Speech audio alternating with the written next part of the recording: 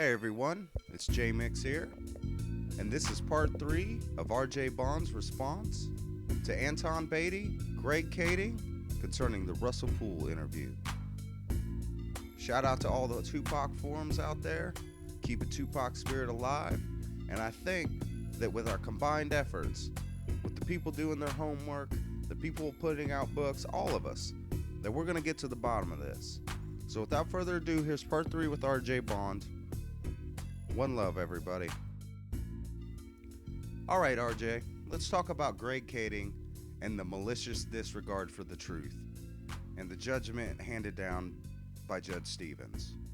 Greg said there was typos, simple mistakes, clerical errors. Well, let me tell you something. I've read all of the court documents regarding the Torres Ramos case, and I can tell you that the LAPD is obviously going to take care of its own, and it's going to clear them. I mean, that's kind of like saying, well, it was okay for me to hit you, even though it's against the law.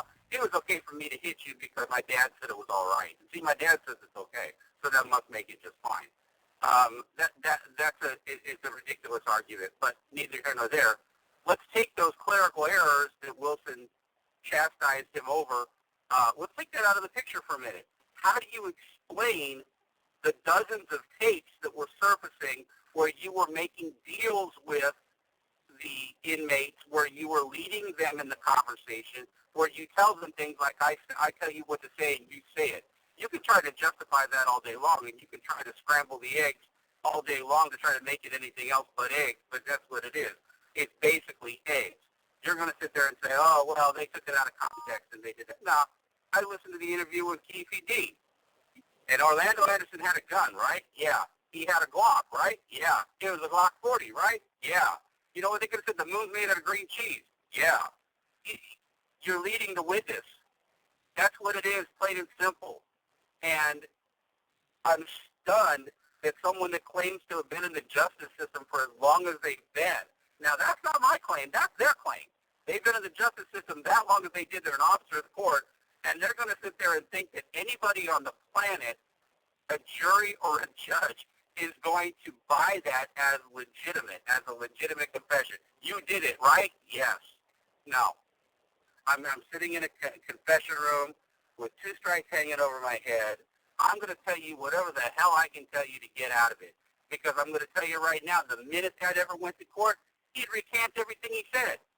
That's the bottom line. Because most of the stuff that they were hanging over his head have statutes of limitations that would run. And he'd be done. He'd be out. And he could recant all day long.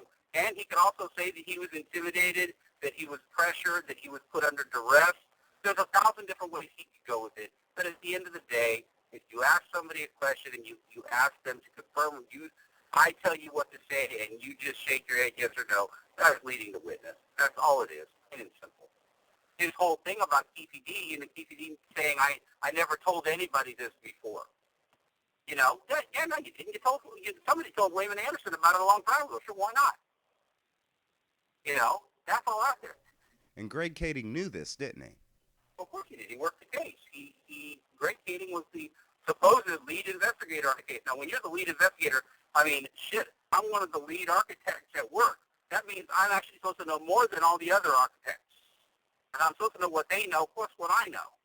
So if he's going to be that kind of an expert on it, get your fucking facts straight. I mean, that's just bottom line 101. Let's get the facts straight first. Once you get the facts straight about the whole story and the backstory and what happened and Tupac leaving and all this stuff, then you'll get your facts right first. Then you can go on, if you're supposed to be this guy that's knowledgeable, and you know things like what Wayman Anderson said. You know that Wayman Anderson recanted his testimony that originally said that David Mack and Suge Knight and everything. You like to use that, and you like to trot that out as some sign that it was really TPD. But then you ignore the fact that Wayman Anderson recanted his testimony again and went back to his position saying that Chuck Phillips and Suge Knight were threatening him. Just like Kevin Hackey said the same thing. They're threatening me. I'm afraid for my life.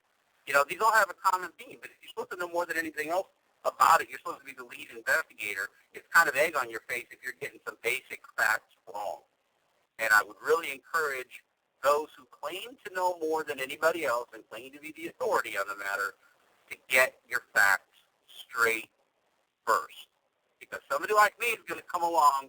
You may not like me, and you may not think that I have the experience that you have, but it's going to really look like mud on your face when I throw something at you that you should have known all along and you got it that wrong. I know what I'm saying, and I know I'm right about this. And when Greg Kading stepped over the line with this shit, I mean, he lit me up. My wife and my kids were not part of it. If he wants to give his own telephone number out and put his wife in jeopardy or whatever, that's one thing, because I'm going to tell you, nobody's looking for Greg Kading because he's doing the old go along to get along. No one's looking for him, and so he can put his stuff out there. I haven't put his home address out there either. You claim to have a letter and new evidence. Well, what do you got? What can you tell us? Yeah, here's what I want to make sure that is clear. There are new leads. There may be new evidence. That information is actually being vetted as we speak as to whether or not it's valid or invalid, and whether or not it's true or it's not true. There's certainly there's a lot of credibility to the leads that have come out of this letter, and nobody has a monopoly on a lead. Cops may get a lead, an investigator might get a lead. I would love to say that the cops were the one that busted into the Watergate Hotel and broke all the news about Watergate, but it wasn't. It was the reporters. It was the investigators. It was people that were not cops that did it. And when Russ said, and I did listen to Russ's interview, and Russ Poole said that the journalists may be the ones that solve the crime, it's because the journalists are probably going to be the ones that solve the crime. They seem to be the only ones interested in solving it. And whether or not there's a passive interest by law enforcement to solve it or not, they don't wake up every morning and say, gee, I wonder if I'm going to solve the Tupac Shakur case today. We know that to be true because in 17 years it hasn't been the case. So, that's what it is. As far as directly on evidence, there are some interesting facts that have come up recently that have been kind of born from this letter that in the trailer we say, made us question what we know. And what we're questioning is some of the statements that were made very, very, very early on by key witnesses.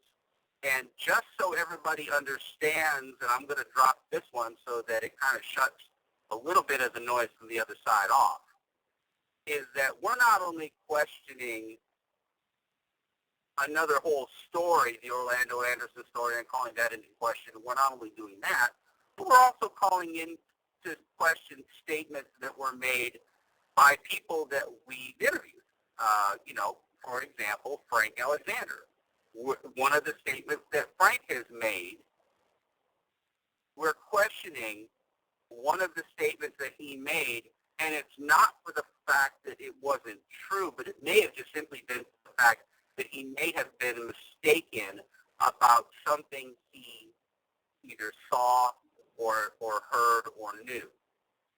And that's the extent of it. We're not questioning, why he didn't have his gun with him or, any of that nonsense or, that he doubled back on any of his story. That's not what we're talking about. We're talking about something that he thinks he might have seen or heard or did, and we're questioning whether or not that, in fact, was just simply a mistake. Those are the kinds of things that we're doing, and it certainly doesn't hurt to do that. If you're going to question, you might as well question everything, and that's the only way you keep a broad mind. When I read a book from somebody and the book says that any fool could have seen from the very beginning that it was XYZ theory, well, you close your mind off to the rest of the whole thing. You immediately draw in your conclusion, and then all you're doing from there is you're just backfilling. And you're just backfilling what your thesis is. You're starting with a thesis and you're backfilling there. So, if you keep your mind open, you keep it broad, you keep it accepting of new facts and information. I mean, I did hear an interview with Greg Kading not too long ago where he said that, I wished I had interacted with the fans a little bit more, and I wished I had learned a little bit more, and there's some things that I could have learned had I actually interviewed the fans or had I interviewed people, and been more in touch with the fans while I was still a police officer. Well, see, that's open-minded thinking. Maybe there's something I can learn from somebody that I didn't know before. But see, it's closed-minded thinking to think that everything is closed up with a nice little bow around it because things happen to work out the way that you would like them to, and then close your mind to the fact that something else may not come along that may invalidate what you have to say. Be honest. Do you have in your possession shit that will shock us in the new project? If the things that we're looking into right now play out the way that we think they might, it's going to be. I don't know that it's a game changer for me because I was so stunned with the level of accuracy, level of detail, and level of insight into what was going on at the time, written by a person professing to be the shooter. You know, you have that, and my first thought is, as always, is I question it. You know, is this valid? Is this legitimate? You know, we can say the trailer is one of 1,000 fake leads. There are certainly things that have changed our minds and caused us to rethink what it is that everybody's been thinking, everybody's been saying, and really go back to square one, clean slate, and maybe draw the map a little bit differently. That's not necessarily invalidating anything that was said, but maybe there may be a little more color to it than just black and white. Well, to be perfectly honest, I think there's one thing that I, as well as all the other fans, want to know, RJ. Is this going to be another Suge Knight Did It documentary? You know, I think that there's been some misconceptions. I mean, you're asking me to give away the end of the movie. Why would I want to do that? Everybody wants to go see the movie, right? I'm kidding. The boat sinks at the end. I think that one of the things that has kind of been misconstrued by the viewers of the assassination movies, and maybe it's because I'm not as good of a storyteller as I guess I could be. I don't know. But, you know, it's always this whole thing about saying Suge Knight did it. Suge Knight did it. Suge Knight did it. Not once in any of the movies do we ever say Suge Knight did it. And Frank used to come out and say that all the time whenever we get interviewed about it, even back in 2007.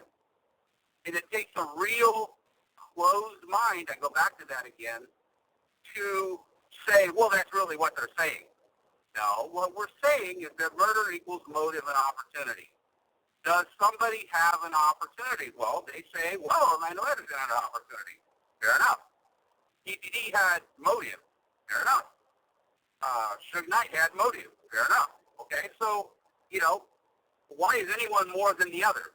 And we said, did Suge Knight have motive? Well, I'm not the first person that ever came out and ever said that. Okay?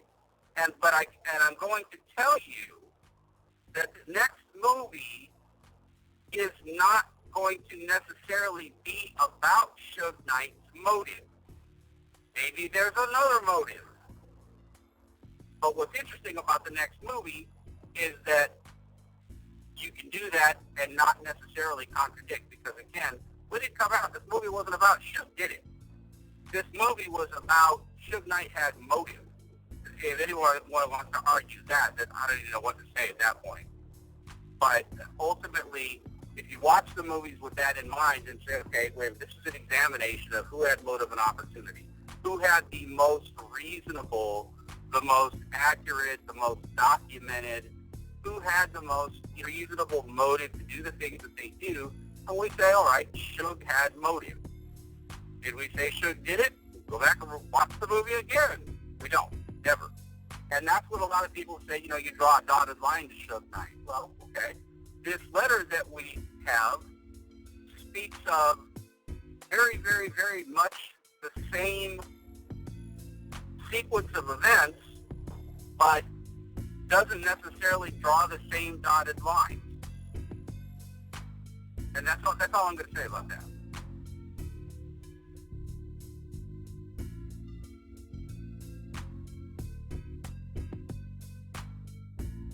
Once again, this is Jmix here. I want to thank everybody that listened. I want to thank all the boards for the open conversation. I just ask equal-minded thinkers to think, to analyze, and to do your research. And let's open up the debate. Let's show our hands. I want to say a special thank you to Machiavelli Board, to Bomb First, Tupac Forum, and my own home forum, tupacnation.net. Thank you to all my YouTube subs. Thanks for the views, thanks for the comments. It's us speaking on this that's going to get it solved. The more we talk about this and the more information we bring to the table, the better chances we have to see justice for Tupac Shakur. And also, for those interested, my interview with Russell Poole, Part 2, will be up very shortly. Stay tuned, folks.